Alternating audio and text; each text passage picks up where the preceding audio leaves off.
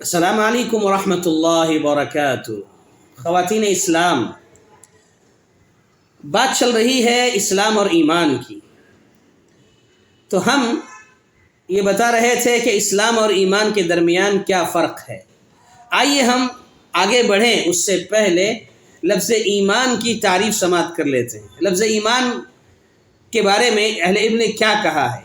ایمان کی تعریف کرتے ہوئے علماء سلف نے بات لکھی ہے کہ اقرار باللسان، تصدیق بالجنان وعمل بالارکان، یزید بالطاعہ وینقص بالمعصیہ۔ کہتے ہیں کہ ایمان نام ہے زبان سے اقرار کرنے کا، دل سے یقین کرنے کا، اعضاء و جوارح سے عمل کرنے کا، اور اللہ کی اطاعت و بندگی سے یہ ایمان بڑھتا ہے، اور اللہ تبارک و تعالیٰ کی نافرمانی سے یہ ایمان گھٹتا ہے۔ یہ اہل علم نے بیان فرمایا ایمان کی تعریف۔ اور ایمان کا ویسے لغوی معنی ہوتا ہے یقین کرنا، تصدیق کرنا، یہ اس کا لغوی معنی ہے، لیکن اہل علم نے ایمان کی تعریف یہی کی ہے، زبان سے اقرار کرنا، دل سے یقین کرنا، اعضاء و جوارح سے عمل کرنا، یہ تعریف ہے اس کی۔ اور اسی میں اضافہ یہ ہوا ہے کہ جب آدمی عمل کرتا ہے، اللہ کی بندگی کرتا ہے، اطاعت کرتا ہے، تو اس کا ایمان بڑھتا ہے، اور جب وہ نیکیوں سے دور ہوتا ہے، گناہ کے کام کرتا ہے، تو اس کا ایمان ڈاؤن ہوتا ہے، کم ہوتا چلا جاتا ہے۔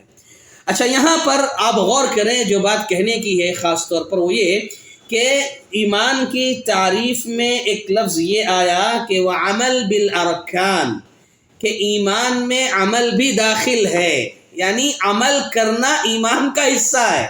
ہم میں سے بہت سے لوگ یہ سمجھتے ہیں، کہتے ہیں ارے ہمارا ایمان پختہ ہے، ہم بالکل ایمان والے ہیں، عمل کرو نہ کرو چل جاتا ہے، وہ اللہ معاف کرے گا۔ ایسے سب ہمارے ذہن و دماغ میں خیالات آتے ہیں، اور عمل کرنے سے آدمی عاری ہو جاتا ہے، خالی ہو جاتا ہے کہ ہمارا ایمان بہت اچھا ہے۔ نہیں، ایمان کے اندر عمل داخل ہے۔ اگر آپ کے پاس ایمان ہے تو آپ عمل کرنے والے رہیں گے، اگر عمل نہیں کر رہے تو گویا ایمان میں کمی ہے۔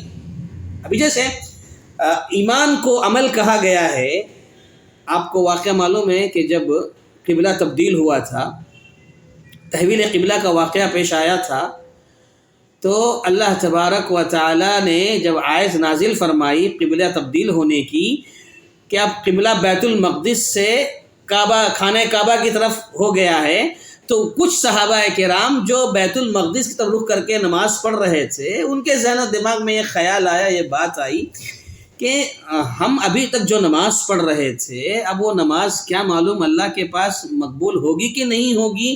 یہ ان کے ذہن و دماغ میں خیال آیا، تھوڑا پریشان ہوئے، تو اللہ تبارک و تعالیٰ نے بیان فرمایا، قرآن کی آیت نازل ہوئی، وَمَا كَانَ اللَّهُ لِيُضِيعَ إِيمَانَكُمْ، کہ اللہ تمہارے ایمان کو ضائع نہیں کرے گا، اللہ تمہارے ایمان کو ضائع نہیں کرے گا۔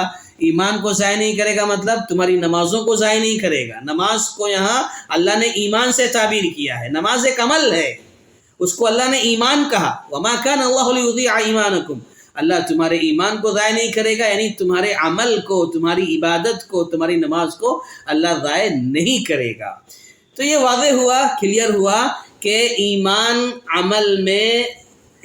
میں عمل داخل ہے۔ اور ایک وہ حدیث، بڑی مشہور حدیث ہے، متفق علیہ روایت ہے، پیارے نبی محمد رسول اللہ صلی اللہ علیہ وسلم ارشاد فرماتے ہیں، الایمان بضع و سبعون شعبہ، کہ ایمان کی 70 سے زیادہ شاخیں ہیں، ایمان کی 70 سے زیادہ شاخیں ہیں۔